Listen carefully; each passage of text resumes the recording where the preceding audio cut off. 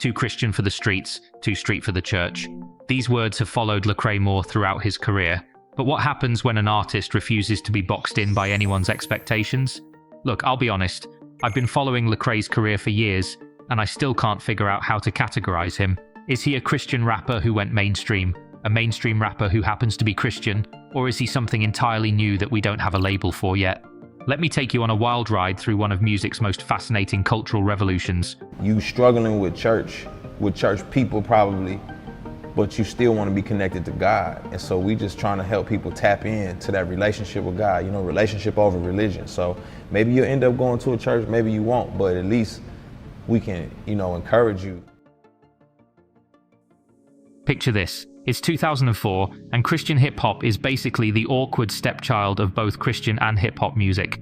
Most people saw it as either corny attempts to make Jesus cool or watered-down versions of real rap.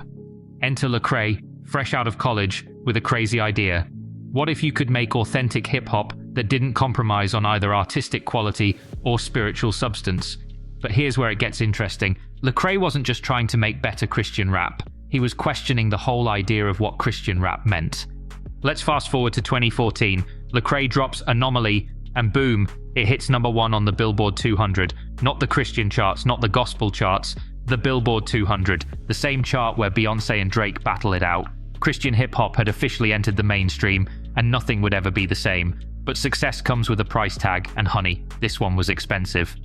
Here's the thing about religious communities, they can be incredibly supportive until you start coloring outside the lines. And Lecrae wasn't just coloring outside the lines, he was spray painting a whole new mural.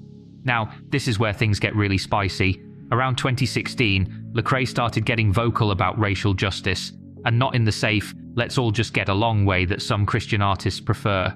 He was talking about systemic racism, police brutality, and the church's complicity in racial inequality. Let's pause for a moment and let that sink in. The same Christian audience that cheered him on when he was rapping about Jesus turned their backs when he started talking about justice, that thing Jesus was pretty big on. Here's what makes Lecrae's story so fascinating. He's made a career out of making people uncomfortable.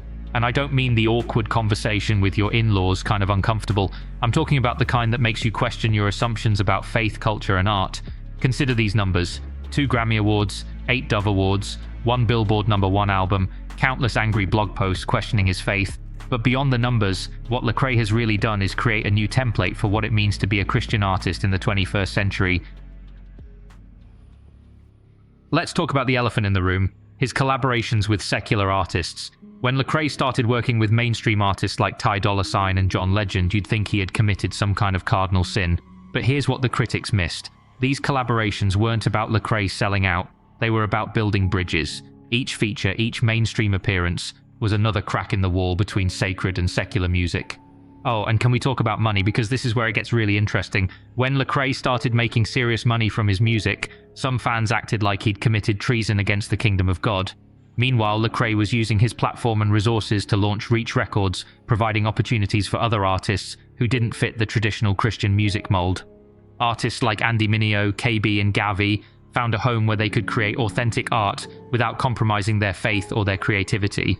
Let's get real about social media for a minute. Lecrae's Twitter feed is a masterclass in walking the tightrope between faith and cultural engagement. One day he's dropping Bible verses, the next he's addressing systemic racism, and somehow he manages to make it all feel natural. But it's also been the source of some of his biggest controversies, like that time he tweeted about white evangelical privilege and nearly broke Christian Twitter. Or when he questioned whether Christians should be so closely aligned with political parties. Here's where Lecrae's impact gets really interesting. A whole generation of artists is coming up who never knew a world where they had to choose between making quality hip-hop and expressing their faith. They're watching Lecrae navigate mainstream success, cultural criticism, and spiritual authenticity in real time. Want to know the real irony in all of this? While some Christians were questioning whether Lecrae had gone too secular, he was gaining respect in mainstream hip-hop circles for his authenticity. And that's the thing about authenticity, it has a way of transcending the boxes we try to put it in. And what's Lecrae's legacy? Is he the artist who made Christian hip-hop mainstream, the rebel who challenged the Christian music industry, the activist who forced Christian audiences to confront uncomfortable truths? Maybe he's all of these things, or maybe he's something else entirely, an artist who decided to be fully himself, Regardless of who it made uncomfortable, the real question isn't whether Lecrae is too secular for Christian music. The question is whether our categories for Christian music and secular music were too small to begin with. As I wrap up this deep dive into one of music's most fascinating careers, I can't help but think we're asking the wrong questions.